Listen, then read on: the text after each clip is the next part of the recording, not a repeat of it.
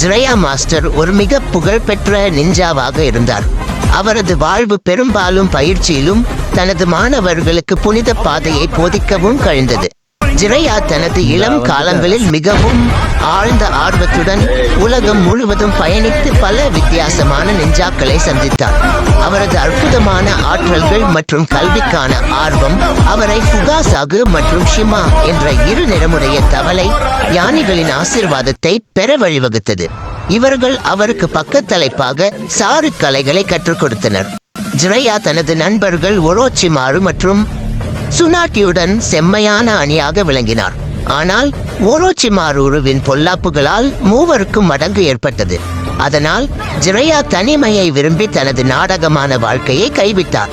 ஆனால் அவர் தனது புதிய மாணவர்கள், குறிப்பாக நருடோ உசுமாகி என்பவரிடம் தனது அனைத்து அறிவையும் வாழ்க்கையின் முக்கியத்துவத்தை எடுத்துரைத்தார். ஜிரையாவின் வாழ்க்கை என்பது முழுதாக அர்ப்பணிப்பு, திறமை மற்றும் அவரது மாணவர்களின் வளர்ச்சிக்காக செலவிடப்பட்டது.